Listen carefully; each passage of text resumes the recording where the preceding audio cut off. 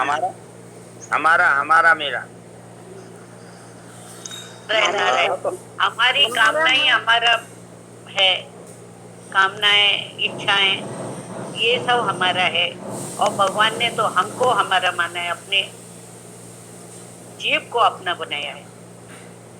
ओम प्रकाश जी बता रहे हैं कुछ, बताओ भाई जी।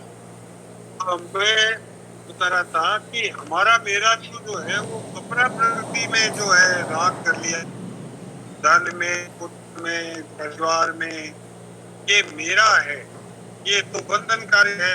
और भगवान का तो मम जीव है, जो भगवान तो कहते हैं मेरा अंश है, और अब मेरा अंश होकर के और मेरी जो अपना प्रकृति है वो मेरा मान है, वो मेरा जो जीव का है वो तो मेरा बंधन वाला है।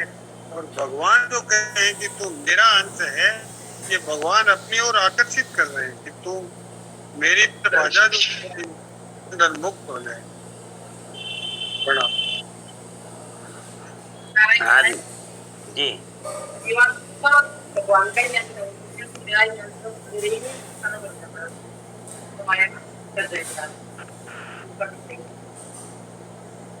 मेरा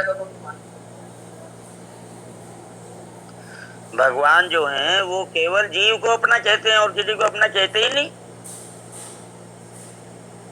नारायण नारायण, वही मैं बता रही थी कि अब हम शरीर और प्रकृति को मान के अपना मैं मानते हैं और भगवान सिर्फ स्वयं को मान के अपना मैं मानते हैं, तो इसमें हमारा बहुत बड़ी गड़बड़ हो जाती है। हमारा जो मैं है वो है संसार, और हमारा जो मेरा है वो है शरीर।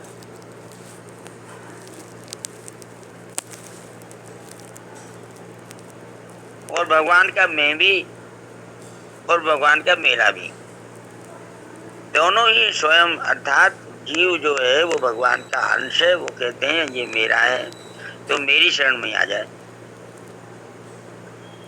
मम और माम ये दो शब्द प्रयोग किए भगवान ने। मम माने मेरा और माम माने मेरा, मेरी शरण में आ जाए। माम एवं शरणम, माम एकम शरणम भज। तो भगवान के मैं में अपना मैं मिलाओ, भगवान के मेरा में अपना मेरा मिलाओ। यानी भगवान ही मेरे हैं और भगवान का ही मैं हूँ, तब तो रहोगे फायदे में। आचार्य जी अगर ऐसे आचार्य जी अगर ऐसे कह लें कि भगवान ही मेरे हैं, ही केवल, तो ठीक रहेगा क्या? यही ठीक है, बाकी सब गलत। जी आचार्य।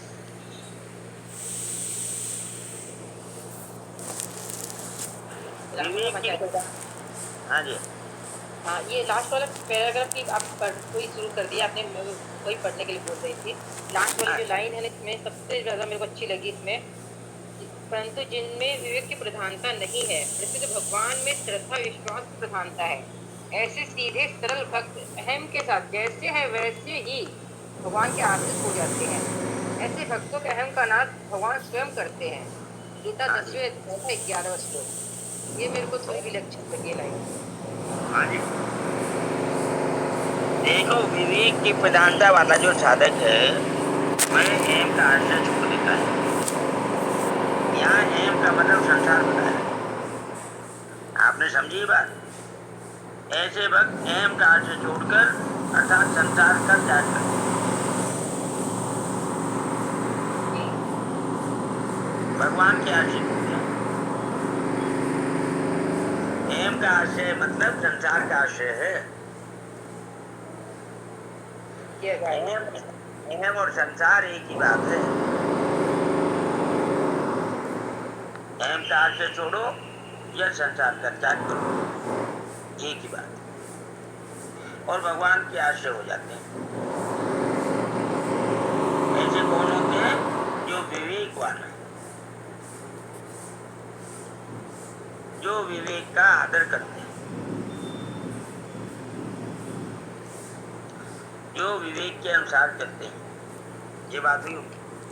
अब जो विवेक की प्रधानता वाले नहीं है, जो ज्ञानी नहीं है, वो क्या करते हैं? वो तो गोपियों की तरह कहते हैं हम तो और किसी को जानते ही नहीं। वो तो भगवान में श्रद्धा विश्वास की प्रधानता रखने वाले हैं कि जो कुछ है हमारे भगवान, तो भगवान के ही हो जाते हैं एम के साथ, वो एम के समेत भगवान के हो जाते हैं। जैसे है वैसे ही भगवान के आश्रित हो जाते हैं। इसी का नाम शरणागति है। आप इसका मतलब ये भी समझ सकते हैं ना, जैसे हम जैसे भक्त को जो सरकार नहीं छोड़ पा रहे हैं, जिसे सिर्फ प्रभु की श्रद्धा और विश्वास ही है,